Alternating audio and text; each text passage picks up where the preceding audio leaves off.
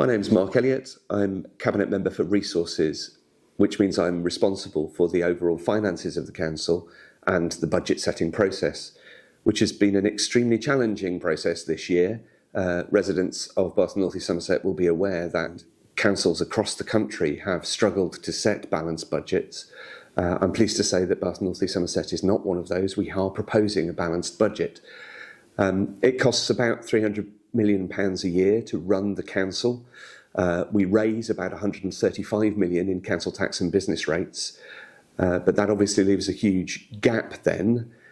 We raise another £110 million from charging for things like the properties that we own, the Roman baths, parking, and the remainder comes from central grants from government, which have reduced massively over the last 10 years. In 2013, we had a £31 million general grant from the central government. This year, that's £800,000. So obviously our room to manoeuvre there has gone down dramatically. On top of that, residents will be aware of the cost of living crisis hitting their own pockets, and that's equally as true with the council. There is a cost of living crisis for the council, with things like energy costs going up massively. We also have a huge increase in demand and cost pressure on our social services, which is where well over half of our £300 million of spending goes, which has meant that we have had to work very, very hard to make sure that we can provide those services.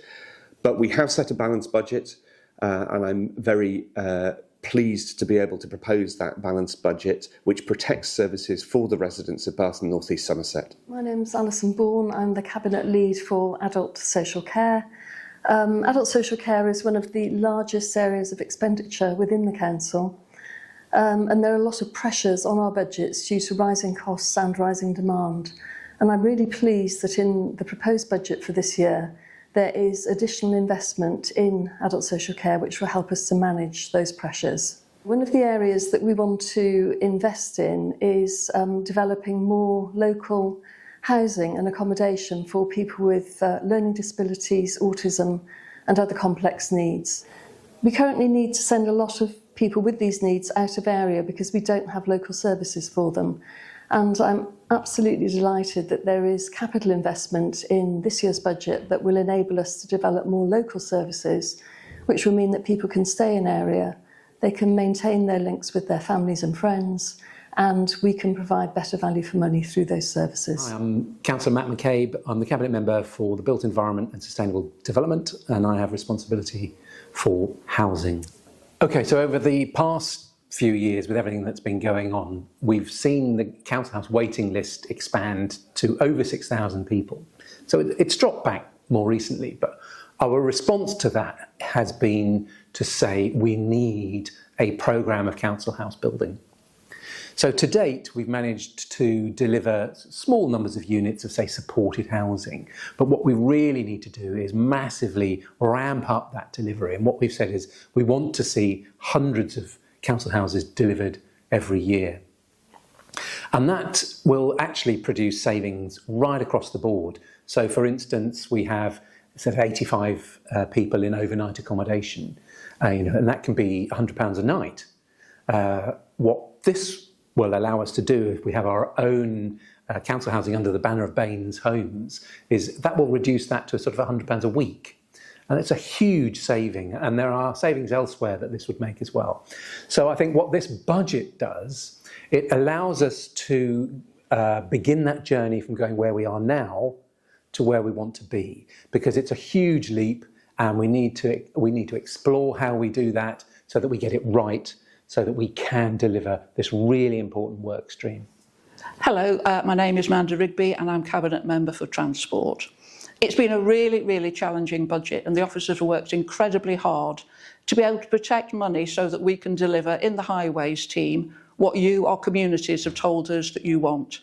And what you want is you want more of our lines repainted, you want more of our signs replaced. So in the budget that we're proposing, we're going to do 2.5 times more of that kind of work next year than we've ever done before.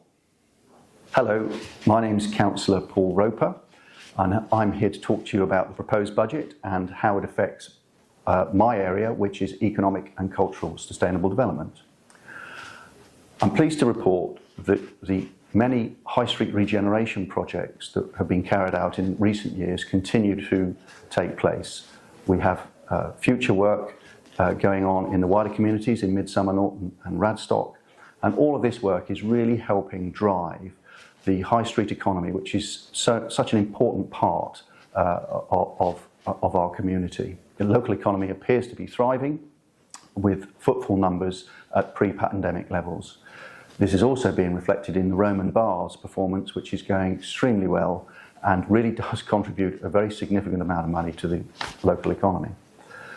Shop vacancies are very low, and the food and beverage sector is thriving with many new restaurants and also some major new retailers in the city, which I'm sure you've already noticed.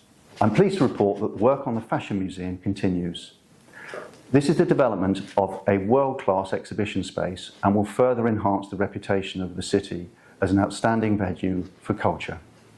Tackling the climate and nature emergency is one of our highest priorities, and I'm really pleased that through these budget proposals we are proposing to retain the capacity in place to continue to deliver on this important area for Bath and North East Somerset. So one of our current projects is that we have recently obtained government funding for a project looking to facilitate retrofit of heritage homes, which is a real challenge sometimes for this area. We're also continuing to deliver renewables on council buildings and looking to boost biodiversity in many areas of the district.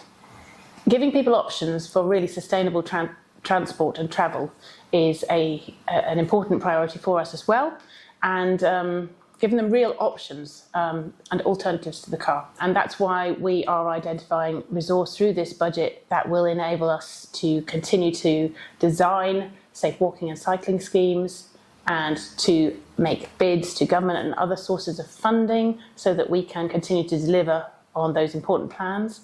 And actually there's one area that I'm quite excited about. We're able to use some of the funding from our clean air zone, which of course is ring fence for sustainable transport, to begin to bring forward a project we've had in our sights for some time, known as Scholars Way. So Scholars Way is a project which enables to create safe walking and cycling routes, connecting communities and educational establishments across the south of the city. We're proposing to begin by progressing the western end out towards St Martin's Garden Primary School and through Mulberry Park, and it's very exciting to be in a position to be able to consider delivering on this scheme that's been in the sights of our communities for so long. Hello, I'm Paul May. I'm the Cabinet Member for Children and Young People in Bath and North East Somerset Council. Those young people and children that we deal with are the most vulnerable in our community, and under those circumstances the needs of those young people have to be dealt with effectively, some of it by legislation and some of it by discretionary services. But the demand for those services has been enormous, with things like unaccompanied asylum seeker children, which have been allocated to Baines, and we have to deal with those effectively in the same way as we would our own local children. And the home to school transport has been really hit by inflation in this budget round, and we're trying to keep on top of those costs, and the council budgets therefore are proposing that there's an increase to the budget for children's services of about £5 million on top of a £30 million budget, so a significant increase, and that's been to address those pressures that we've had, and under those circumstances we're looking to also make savings within the service, because we can increase the number of foster carers, and we can look at the expensive services that we're providing to see whether we can bring some of those down, but within the legislation that we have to work as a council. Our services are demand driven. That means you never know from one day to the next whether somebody's coming in. We work with families as much as we can to stop children coming into care, but in the unfortunate circumstances where they do have to come into care, their treatment and their associated costs can be really considerable. And that is one of the problems that children's services up and down the country are having, and many of them are overspending in the same way as we are. Hello, I'm Councillor Kevin Guy, leader of Bath and North East Somerset.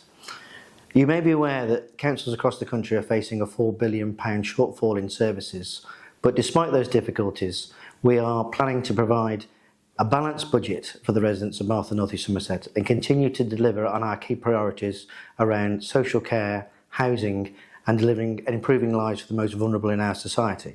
We have an ambitious programme for Bath and North East Somerset and we will continue to deliver on our essential services for our residents.